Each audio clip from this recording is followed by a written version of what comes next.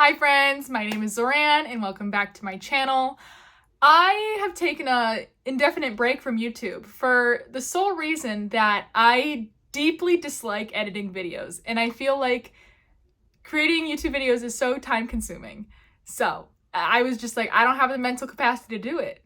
Then one of my fiance's friends offered to do some editing for me. I was like, we're going back to YouTube, everybody. So that's why we're here today, to talk about all of the books that I read in September, because it's been a fat minute since I've created a YouTube video. So without further ado, let's get right into it. The first book I read in September was the Fantasy and Friends book of the month, and it was Emily Wilde's Encyclopedia of Fairies by Heather Fawcett, and boy oh boy did I enjoy this so much. For September, we wanted to do a more of a cozy fantasy theme because the previous books we had read together as a club were on like the darker, grittier side of the fantasy spectrum. So this was just like the perfect break and the perfect book for like easing into fall. And I have nothing but little cute things to say about it. Obviously, Emily Wilde follows our main character, Emily Wilde. She is a world-renowned scholar for studying the Fae and the fair folk, and this story serves as her diary as she travels to a Nordic country to essentially complete a research project for studying the fair folk, specifically a type of fair folk called the hidden ones, where they're not very closely studied and there's not that many scholarly articles written about them. So that's what this book is essentially all about. And not too far into the story, her academic rival, Wemble Bamblebee, shows up into the picture to like help her out, but of course she doesn't want his help, and antics ensue, and it was just the perfect cozy read.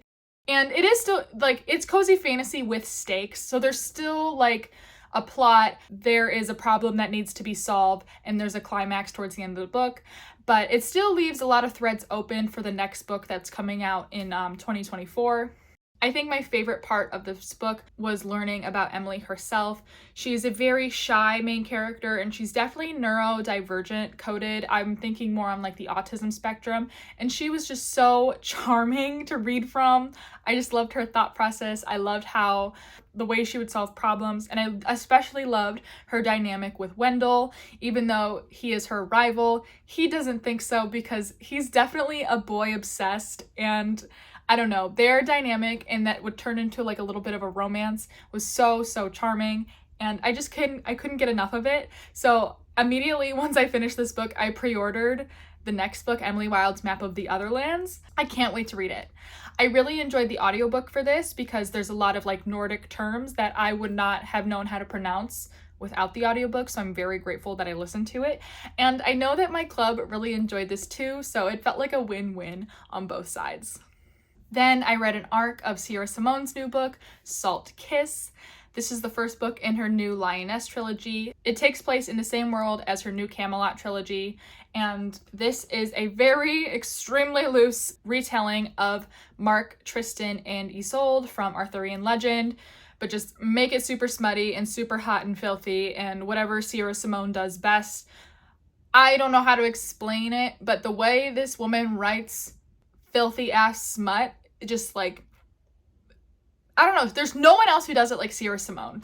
And I feel like I don't have anything critical to say about these books because they're just so much fun and they get the job done and they're super filthy, and you go into a Sierra Simone book expecting like a certain level of like filth, and she will exceed those expectations every single time, and I love her for that. So I'm not going to spend too much time talking about Salt Kiss. Just know that I loved it, know that I recommend it, and you do not need to read the new Camelot trilogy to read this new series, but if you want, I'm not going to stop you because those are great as well. And it's not my favorite Sierra Simone book, but like I said, it gets the job done.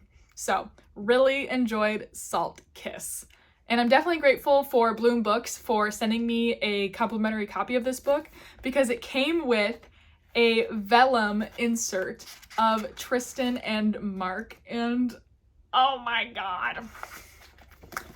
That's all I'm going to say about it. If you want something filthy, read Salt Kiss. Read anything by Sierra Simone.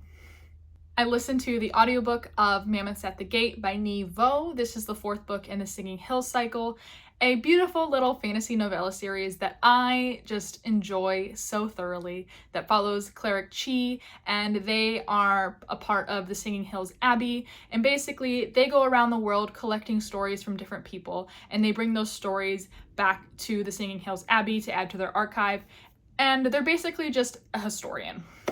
And so in Mammoths at the Gate, Cleric Chi goes back to the Singing Hills Abbey for the first time in years, and that's kind of what this story is. It's only like 110 pages long. Audiobook is like 3 hours, I'd say.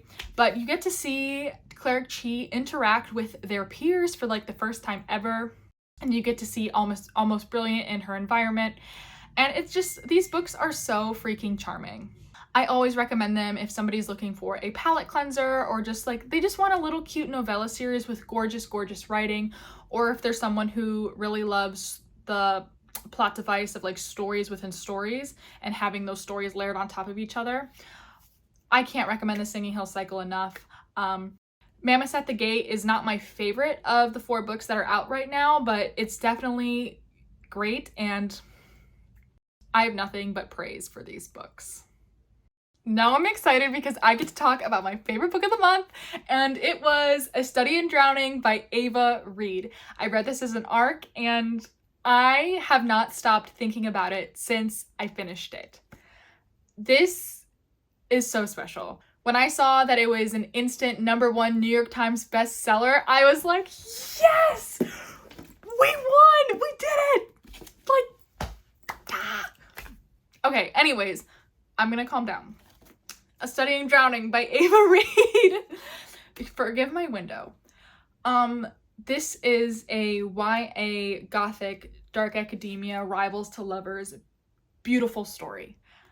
It is difficult to put into words how much I love this book and how much I loved Effie as a main character, because she is unlike any other YA heroine I have ever read, and not in the I'm not like other girls. She's so soft, very feminine, extremely anxious, and she's not brave at all.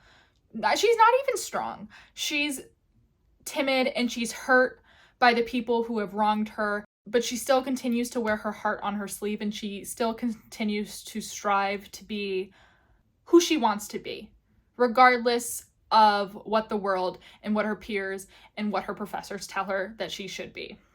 Because she is a woman in academia, she's the only woman in the Architecture Institute, and she is subject to sexual harassment, assault, and just a whole other world of other types of abuses from her family and the University of Lear. Effie's been through some shit is what I'm trying to say. If Effie is anything, she is a survivor. This is a book about persevering in mental illness and overcoming your fears, but also learning how to live with those obstacles in your life and surrounding yourself with people who appreciate you for who you are, and how fucking hard it is to be a woman, and especially a woman in academia when it's a male-dominated institute, and it's about being you. And Effie is just so pure, and I feel like I'm not even making sense, but that's what this kind of book does to me. Because in this book, Effie has a favorite book that she has clung to her entire life, where she's just reread passages over and over again, and it's called Angharad. And like Angharad has like been her North Star, what she can always rely on. And when she realizes that the author of Angharad might not be the author of Angharad after all, her world comes crumbling down, and Effie doesn't really know what she's gonna do. But she meets Preston, and they try to uncover this mystery of who really wrote Angharad, and them coming together and him appreciating her and loving her and being so tender is just I don't know, this book is everything. And there are much more critical reviews and people who have more critical thoughts than I and are able to actually like form their thoughts into words and coherent sentences, but I am not one of them.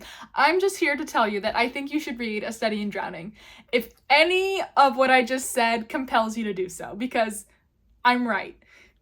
Maybe I'm not, but like I'm trying to get you to read this book because I think it's so worth it. And I think that this book will become like Angharad to those who fall in love with it and seek solace with it, because There are so many relatable stories and themes and motifs in the Gothic atmosphere, and it's just everything, like the past being haunted by the present, and the vibes, and like there's this manor that's like crumbling off the cliff, and the sea that's crashing on the waves, and the mirrors, and the fairy king. It's everything.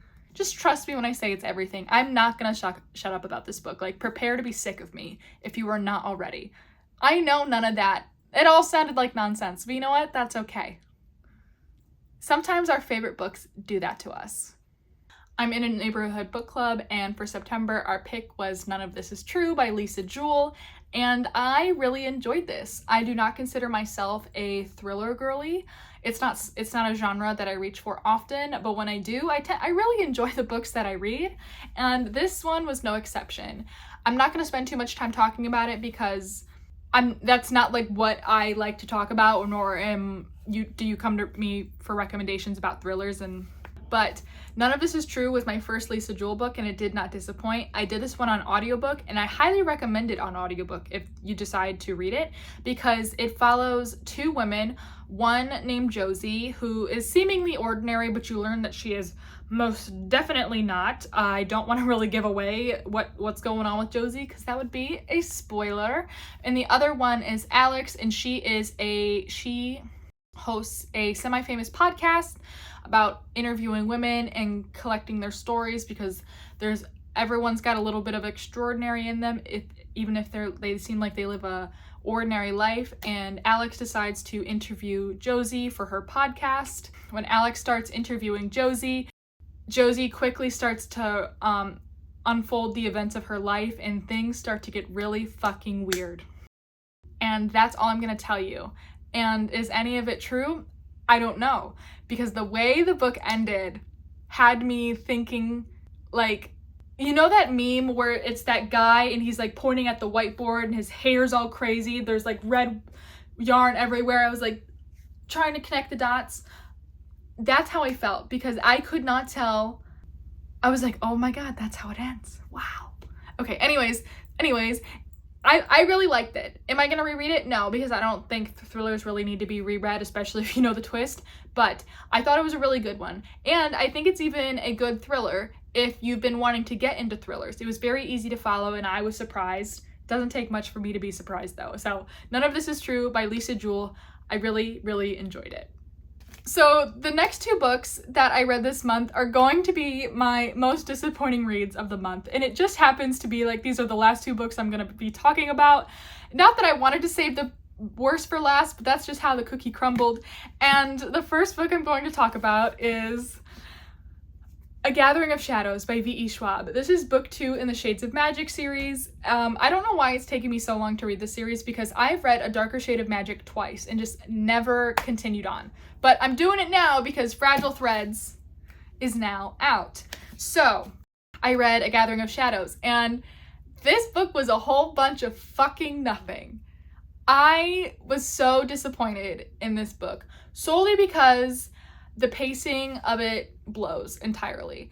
This book really does not start until after page 300, and I feel like that is entirely too late. I'm well acquainted with V.E. Schwab's writing and her style, and I know that the way she sets up her books tend to be kind of like chess, where it's like you're being strategic, where you're placing your pieces to knock them down in the end. And it just didn't hit the mark for me in that respect, because I feel like this plot really got going way too late, and the characters were meandering a lot, and I just felt like I was waiting around and for nothing. But once I did get past that page 300 mark and till the end, the plot was like full steam ahead, and I really, really enjoyed it, especially the competition aspect of this book. I do think that V.E. Schwab's writing is very accessible and easy to read, and so these books are you can get through them pretty fast, but like the pacing of this book just killed my enjoyment of it. Nevertheless, I'm reading book 3, A Conjuring of Light now, and I'm enjoying it that much more, but yeah, major second book slump for A Gathering of Shadows. Then probably my most disappointing read of the month is one of my most anticipated releases of the year, and I'm so freaking bummed out about it, because I pre-ordered this. I was thinking like, oh my god, this is gonna be like the perfect spooky book for October. It's gonna be awesome. I love this author. And it just was like, Oh, that's it? Anyways, the book is Starling House by Alex E. Harrow.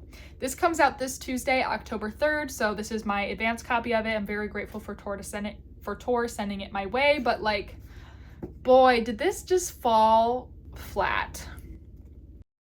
I think it had a strong start and it has a strong premise. Like, we've got this town in Eden, Kentucky, this rural place, and there's this haunted house that has this warden from the Starling family, and this house like curses the residents of Eden, and there's just bad vibes, and there's supposed to be like this gothic atmosphere, and our main character starts working at Starling House, and it's just like, the premise is so good, but nothing could save this book from itself.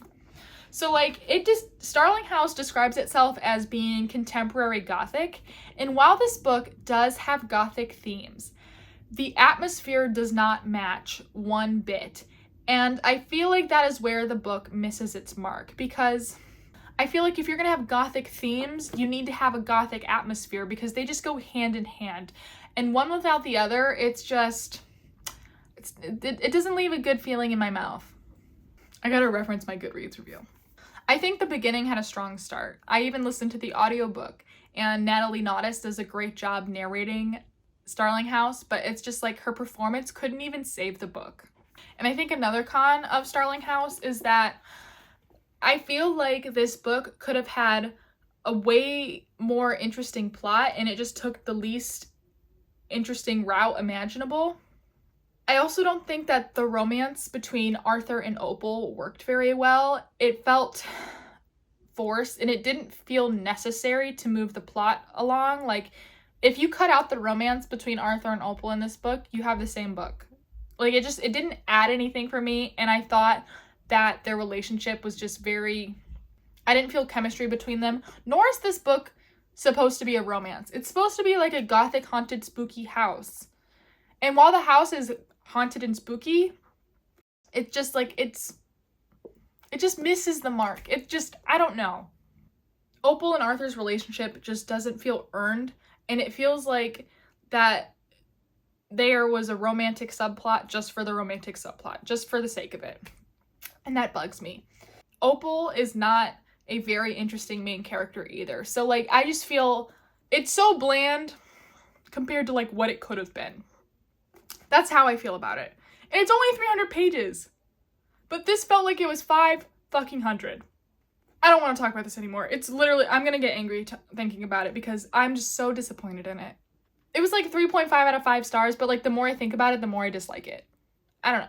If it sounds interesting to you and you want to give it a shot, go for it. But I'm not going to go out of my way to recommend Starling House to you. Okay, so those are all the books I read in October. But before we go, I have a few quick announcements to make. In October, Fantasy and Friends, my book club on Fable, is reading One Dark Window by Rachel Gillig. I know this is very beloved and very popular, and I think it's the perfect book for October, so I'm excited to read it with you guys, and you can start now and read at your own pace right on the Fable app. I will link it down below. Very excited because the sequel and the conclusion to this duology comes out on October 17th. Will I binge this duology this month? I don't know, but I'm excited to at least read One Dark Window. My membership community has moved from Patreon to a platform called Bindery Books, and it's basically like Patreon meets publishing, in the sense that you are still getting all the behind-scenes exclusive content from me, from vlogs to extra videos to polls, say in the book club, giveaways, but there's also a publishing component to it. So at this point of time, I'm actually reading manuscripts from literary agents to decide which one I want to bring to life from the ground up and publish as a real freaking book. And I'm sharing those behind the scenes moments with my community right now. And the hopes is that we will actually get to publish a book together one day, and we'll get to decide on things like cover design and font, chapter headings and font stuff. But it's going to be a really cool project and journey. So if you want to subscribe to me and support me on Bindery Books as a creator, I will also link that page down below. I think we've got almost 50 people on Bindery right now, and it's just a fun time. And if you are a member of my Bindery Books group right now, thank you so much for supporting me. And that's pretty much all I got for you today. Will this be my comeback to YouTube, or will I forget about it for another 5 months? that's a secret I'll never tell. But I'm grateful that you're here on this journey with me. Feel free to follow me on socials, subscribe to me on YouTube to get notified whenever, if I choose to post a video ever again.